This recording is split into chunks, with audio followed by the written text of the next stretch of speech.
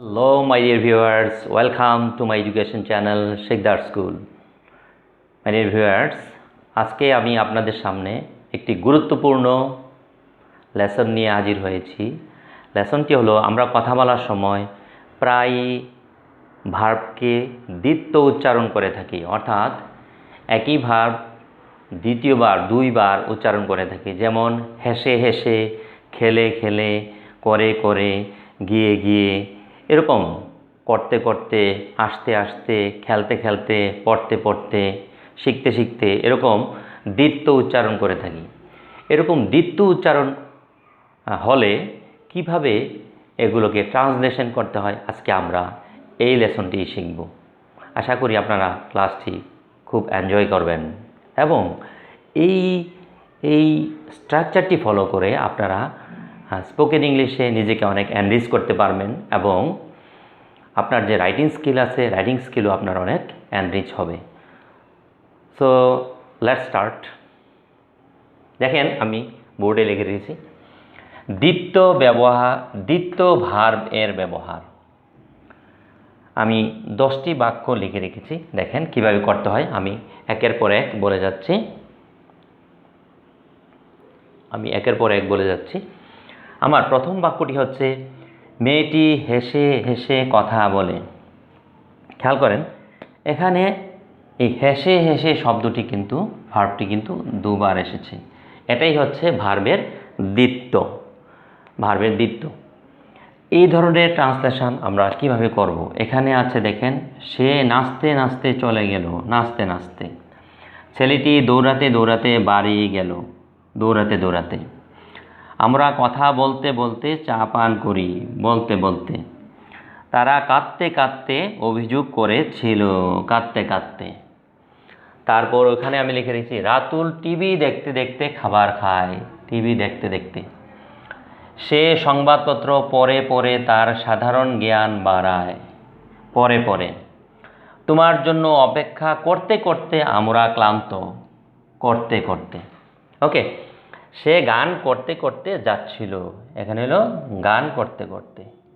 ওকে, মা বেশি আদর করে করে, এই যে বেশি আদর করে করে ছেলেটিকে নষ্ট করেন। আমি 10টি বাক্য লিখে রেখেছি, এখন আমি এই 10টি বাক্যের ট্রান্সলেশন করব। ওকে, প্রথম বাক্যটি হলো মেয়েটি হেসে হেসে কথা বলে। তাহলে এটা কোন টেন্স? মেয়েটি হেসে হেসে কথা বলে, এটা কিন্তু সচরাচর কাজ। So this is present indefinite, যেটা সিম্পল প্রেজেন্ট। তো সিম্পল প্রেজেন্ট হলে আমরা কিভাবে করি ট্রান্সলেশনটা? সর্বপ্রথম লিখব সাবজেক্ট হচ্ছে মেয়েটি, the girl. Okay, the girl কথা বলে ইংরেজি হচ্ছে কি? Speak, SPEAK, speak. এখন যেহেতু মেয়েটি থার্ড পারসন সিঙ্গুলার নাম্বার, সেজন্য ভার্বের শেষে এস বা ই এর যোগ হয়। আপনারা কিন্তু জানেন টোটাল 12টা টেন্সের মধ্যে শুধু একমাত্র প্রেজেন্ট ইনডেফিনিট টেন্সে সাবজেক্ট যদি থার্ড পারসন সিঙ্গুলার নাম্বার হয়, সাবজেক্টটা যদি থার্ড পারসন সিঙ্গুলার নাম্বার হয় তাহলে মূল ভার্বের শেষে এস বা ইএস যোগ করতে হয়। টোটাল 12টা টেন্সের মধ্যে একমাত্র প্রেজেন্ট ইনডেফিনিট টেন্স অর্থাৎ সিম্পল প্রেজেন্ট টেন্সে সাবজেক্ট যদি থার্ড পারসন সিঙ্গুলার নাম্বার হয় তাহলে মূল ভার্বের শেষে এস বা ইএস যোগ করতে হয়। সেই রুল হিসাবে আমি দ্য গার্ল স্পিক্স লিখলাম, যেহেতু দ্য গার্ল হচ্ছে সাবজেক্ট এবং থার্ড পারসন এবং singular number. The girl speaks, মেয়েটি কথা বলে। কিভাবে কথা বলে? হেসে হেসে। এখানে খেয়াল করেন হাসা ইংরেজি হচ্ছে LAUGH, লাফ। আর এরকম দ্বিত্ব হলে আপনাকে একটা ভার্বটার শেষে আইএনজি যোগ করে দিতে হবে। তাহলে কি হলো ইংরেজিটা? মেয়েটি হেসে হেসে কথা বলে, দ্য গার্ল স্পিক্স লাফিং। মেয়েটি হেসে হেসে কথা বলে, দ্য গার্ল স্পিক্স লাফিং। ওকে, আপনারা একটা বাক্যকে কমপক্ষে 5 বার করে খুব দ্রুত গতিতে পড়বেন। সে নাচতে নাচতে চলে গেল, নাচতে নাচতে। আচ্ছা, এখানে খেয়াল করেন এটা কোন টেন্স? চলে গেল, past tense, simple past indefinite tense. Past indefinite টেন্সের স্ট্রাকচারটা হচ্ছে সাবজেক্ট প্লাস ফুলভাবে পাস্ট ফর্ম অর্থাৎ V2 প্লাস এক্সটেনশন। ওকে, তাহলে আমি এখানে প্রথম লিখব সাবজেক্ট হি। এটা হি হতে পারে অথবা শি হতে পারে, আমি হি ধরলাম। চলে গেল, যাওয়া ইংরেজি কি গো, পাস্ট ফর্ম কি ওয়েন্ট। ওকে, ওয়েন্ট চলে যাওয়া, গো ওয়ে, দ্যাট মিনস হবে ওয়েন্ট এওয়ে। চলে গেল, কিভাবে চলে গেল, নাচতে নাচতে। তাহলে কি হবে, নাচা ইংরেজি হচ্ছে ডান্স। তো যদি আইএনজি যোগ করতে চাই তাহলে লাস্টে এটা উঠে যাবে, ডান্সিং। ওকে, কি দাঁড়ালো, সে নাচতে নাচতে চলে গেল, হি ওয়েন্ট এওয়ে ডান্সিং। সে নাচতে নাচতে চলে গেল, হি ওয়েন্ট এওয়ে ডান্সিং। সে নাচতে নাচতে চলে গেল, হি ওয়েন্ট এওয়ে ডান্সিং। এভাবে খুব দ্রুত গতিতে, স্পিডি, আপনাকে কমপক্ষে 5 বার করতে হবে। ছেলেটি দৌড়াতে দৌড়াতে বাড়ি গেল, বাড়ি গেল। তাহলে একই কাজ, এটাও কিন্তু পাস্ট ইনডেফিনিট টেন্স। তাহলে কি লিখব, সাবজেক্ট ছেলেটি, দ্য বয়। ওকে, বাড়ি গেল, ওয়েন্ট, গো হয়ে যাবে went, went home, went home. কীভাবে, দৌড়াতে দৌড়াতে, দৌড়াতে দৌড়াতে ইংরেজিটা কী হবে, রান হচ্ছে RUN, রান হচ্ছে দৌড়ানো, আর রানিং RUNNING, রানিং। অ্যাগেইন, ছেলেটি দৌড়াতে দৌড়াতে বাড়ি গেল, the boy went home running. ছেলেটি দৌড়াতে দৌড়াতে বাড়ি গেল, the boy went home running. Went, not went, went, went, ঠ। আমরা কথা বলতে বলতে চা পান করি। আচ্ছা, এই যে পান করি, দেখেন এটা আমরা কথা বলতে বলতে চা পান করি, এটা কিন্তু আমাদের অভ্যাস। আমরা এটা করি, সচরাচর কাজ। So this is present indefinite tense. Okay, তাহলে ট্রান্সলেশনটা কি হবে, আমরা উই পান করি। এখানে টেক টি দিতে পারি, হ্যাভ টি দিতে পারি, ড্রিঙ্ক টি দিতে পারি। উই টেক টি, আমরা চা পান করি, আমরা চা পান করি কথা বলতে বলতে। কি, টকিং অর স্পিকিং, স্পিকিং দিতে পারি, speaking or talking.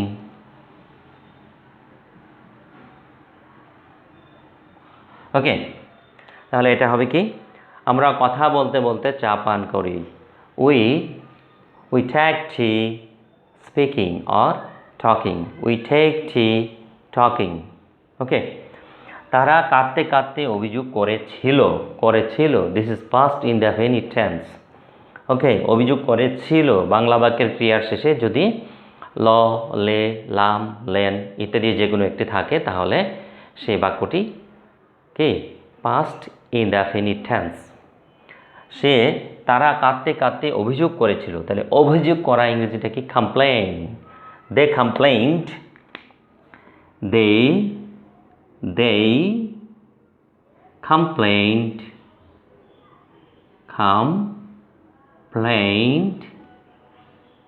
they complained, তারা অভিযোগ করেছিল। কিভাবে অভিযোগটা করেছিল, উইপ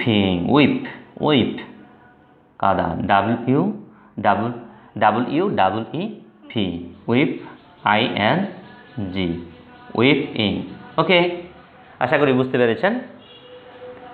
এখন যদি আমি আমার ওপাশে আরও 5টা বাক্য রয়েছে, যদি ওগুলোকে একটু ট্রান্সলেট করি, আবার যদি ওগুলোকে ট্রান্সলেট করি, দেখেন কি হয়।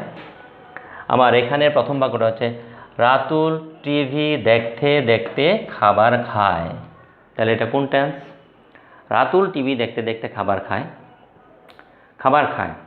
এটা তো অভ্যাস, সবসময় টিভি দেখতে দেখতে খাবার খায়। দিস ইজ ন্যাচারাল ওয়ার্ক, তাই না? তাহলে রাতুল টিভি দেখতে দেখতে খাবার খায়, তাহলে রাতুল খায়, রাতুল ইটস, অথবা have his meal, Ratul takes his meal, Ratul have his meal. Okay, অথবা রাতুল ইটস হিজ মিল, একটা দিলেই হবে। ওকে, তাহলে এটা লিখছি। রাতুল, RATUL, রাতুল ট্রাইক্স, আমি ইটস দিই, সহজ। ইটস খায়, থার্ড পারসন সিঙ্গুলার নাম্বার তো এই জন্য। It's his meal, Ratul eats his মিল, খাবার খায়। টিভি দেখা, টিভি দেখা কি? টিভি দেখা কিন্তু খুব গভীরভাবে, ঠিক না? কোনো কিছু গভীরভাবে দেখা, দ্যাট ইজ ওয়াচ। ওয়াচ কোনো কিছু ভালোভাবে পর্যবেক্ষণ করার ক্ষেত্রে আমরা ওয়াচ ভার্বটি ব্যবহার করে থাকি। তাহলে Ratul eats his meal watching TV, WTCHING, watching TV. Okay, তারপরের বাক্যটি হচ্ছে 7 নম্বর বাক্যটি হচ্ছে, সে সংবাদপত্র পড়ে পড়ে তার সাধারণ জ্ঞান বাড়ায়। এটা কোন টেন্স? এটাও কিন্তু simple present, that means present indefinite tense. তাহলে কী হবে? সে বাড়ায়। হি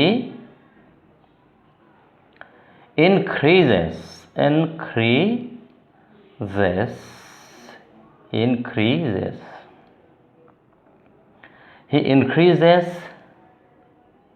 his knowledge, জ্ঞান বাড়ায়। সাধারণ জ্ঞান বলেছে, সো লিখব কি? General knowledge.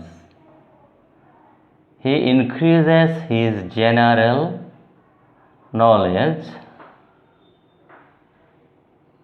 LEDGE।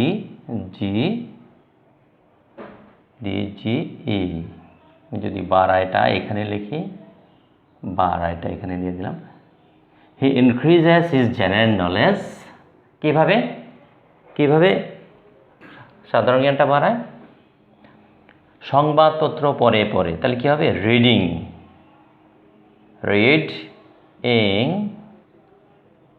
Newspaper.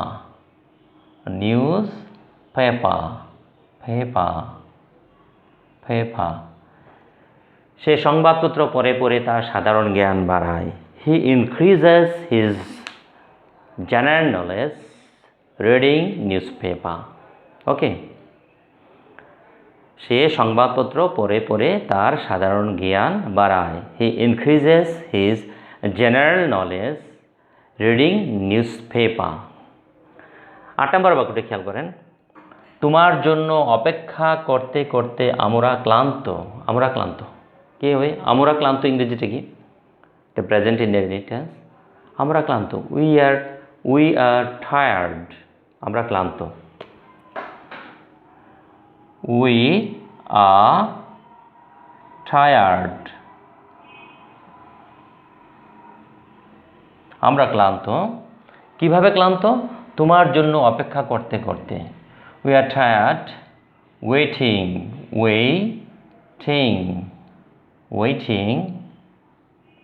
For you. তোমার জন্য অপেক্ষা করতে করতে আমরা ক্লান্ত। We are tired waiting for you. সে গান করতে করতে যাচ্ছিল, লাস্টে কিন্তু ল আছে, সো এটা পাস্ট কন্টিনিউয়াস টেন্স। যাচ্ছিল, কোনো কাজ হচ্ছিল, এরকম বোঝাচ্ছে। সে গান করতে করতে যাচ্ছিল। হি ওয়াজ গোয়িং, সে যাচ্ছিল। কিভাবে? Singing a song. He was going, সে যাচ্ছিল। ওকে, সে যাচ্ছিল। কিভাবে? সিঙ্গিং। হি ওয়াজ গোয়িং, গান করতে করতে, সিঙ্গিং আ সং। ওকে, সে একটা গান করতে করতে যাচ্ছিল। He was going singing a song, সে একটা গান করতে করতে যাচ্ছিল। আমার সর্বশেষ বাক্যটি হচ্ছে, মা বেশি আদর করে করে ছেলেটিকে নষ্ট করেন। অনেক ফ্যামিলিতে এরকম দেখা যায়, কিন্তু মা ছোট সন্তানকে এত বেশি আদর করেন যে সন্তানের অনেকটা ক্ষতি হয়ে যায়। ওকে, সবচেয়ে ছোট সন্তান হওয়ার কারণে, অথবা অনেক ফ্যামিলিতে বড় সন্তান হলে বা ছোট সন্তান হলে, যে কোনো এনিওয়ে, অথবা ধরেন কয়েকজন বোনের পরে একজন ভাই যদি হয়, অথবা কয়েকজন ভাইয়ের পরে যদি একজন মাত্র বোন হয়, তখন ওই একমাত্র সন্তানটিকে কিন্তু বাবা মা আত্মীয় স্বজন যা সবাই কিন্তু একটু বেশি বেশি করে আদর করে। আর ফলশ্রুতিতে দেখা যায় প্রায়ই ছেলেটা একটু মানে তার যেরকম যে স্ট্যাটাস অনুসারে বড় হওয়ার কথা, যেই ফ্যামিলিতে যেই অন্যান্যরা যেভাবে বেড়ে উঠেছে সে সেরকম হয় না, একটু উল্টাপাল্টা হয়ে যায়। ঠিক সেটার উপর ভিত্তি করে এই ট্রান্সলেশনটা। মা বেশি আদর করে করে ছেলেটিকে নষ্ট করেন। নষ্ট করা ইংরেজি হচ্ছে স্পয়েল। নষ্ট করেন তার মানে কি, এটা প্রেজেন্ট ইনডেফিনিট টেন্স। তাহলে কে নষ্ট করেন? মা। তাহলে mother spoils নষ্ট করেন। mother spoils her son or the son, একটা লিখলে হবে, হা সানই লিখলাম আমি, spoils her son বেশি আদর করে করে। গিভিং, আদর করে করে মানে আদর দিয়ে দিয়ে, গিভিং। ওকে, গিভিং আদর দিয়ে দিয়ে, গিভিং মাছ, বেশি বলছে তো তাহলে হবে মাছ। ভালোবাসা তো আর গোনা যায় না, তাই না? আদর যত্ন তো গোনা যায় না, সেজন্য মাছ হবে। মাছ অ্যাফেকশান,